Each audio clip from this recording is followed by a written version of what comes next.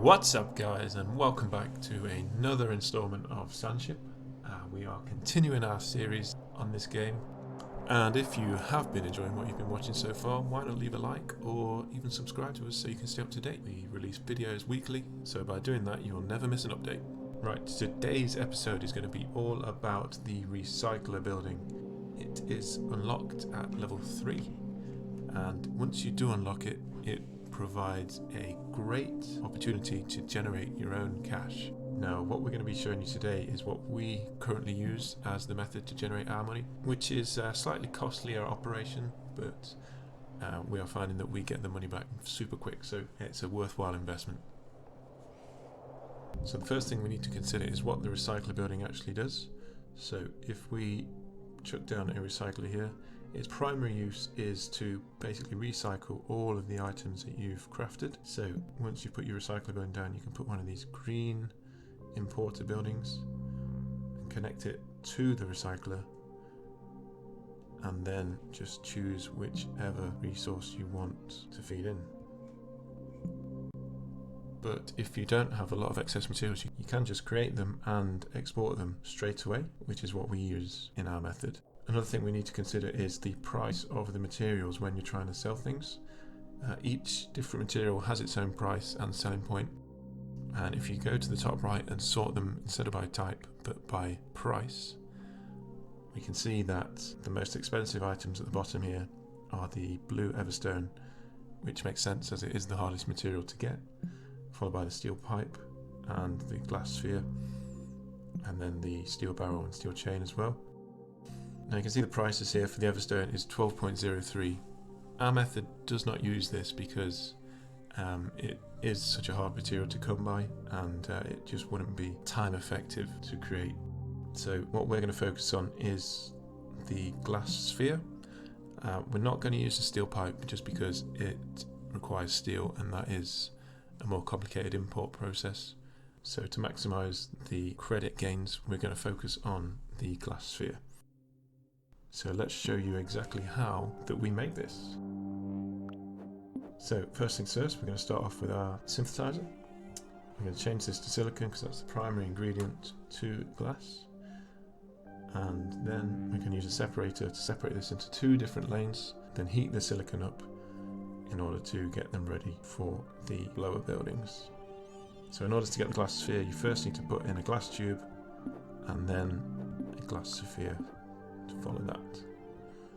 So the advantage of having 2 lanes is there's no backlog and it can feed straight into the importer.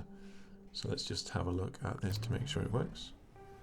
So as you can see here, we're already making 1.2 credits per second just with this line. Now we can have a maximum of 5 synthesizers, so that's exactly what we intend to do, maximize this. So we're just going to repeat this strategy, do the exact same again, import these into another area of the recycler. Now the recycler can have 3 on each side, so you can actually feed up lots of lanes to this. However, if you have too much going into the same recycler, it will start to reach capacity and you won't be able to feed in any more. So let's just double check our second lane, and we can see now with 4 lanes it's jumped to 2.29, which is starting to look really good. You see that credit capacity just start to increase. Now if we add a 3rd lane, and again connect these up to the recycler. Doesn't really matter where you put them as long as they're connected.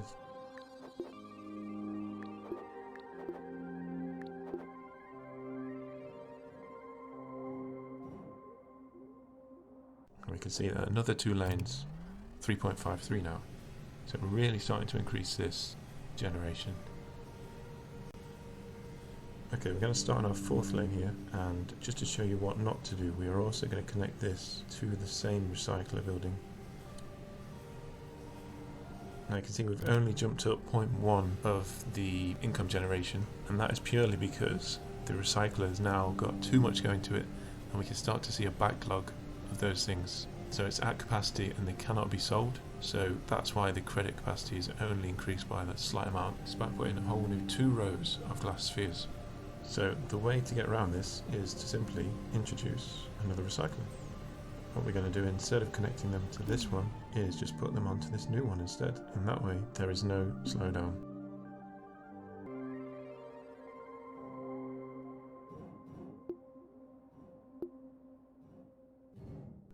can see that it's jumped up to 4.68 now, which is what we want. Now you can only have a maximum of 5 synthesizers on each factory.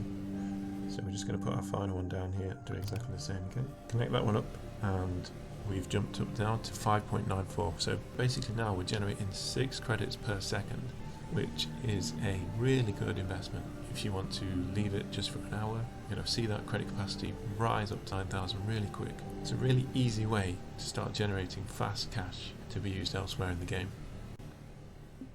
Now, we are showing this on the second most expensive item, being the glass spheres, but if you're not as far along in the game, or you don't have those unlocked at the moment, you can still use these other materials to be sold. Just note the price difference is quite high, so you won't be generating as much cash as you would be using the glass, just because the price difference is so much.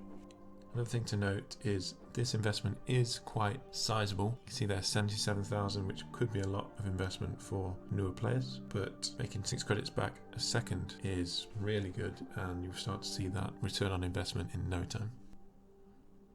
There is also a handy little bug in the game at the moment which can help you generate even more cash. As you can see, when we come back to visit the game and our generation is full, we can actually see that whilst we have the maximum capacity of 9,000 here, we've actually generated 16,000. And once you click on to obtain that, it actually counts as 16,000 as well. As you can see from the total credit capacity in the top right corner, it does jump by 16,000. So whilst the capacity might only be 9,000 here, we're actually generating 16,000 each time, and it's going to take no time at all to get back up to that 77,000 initial investment.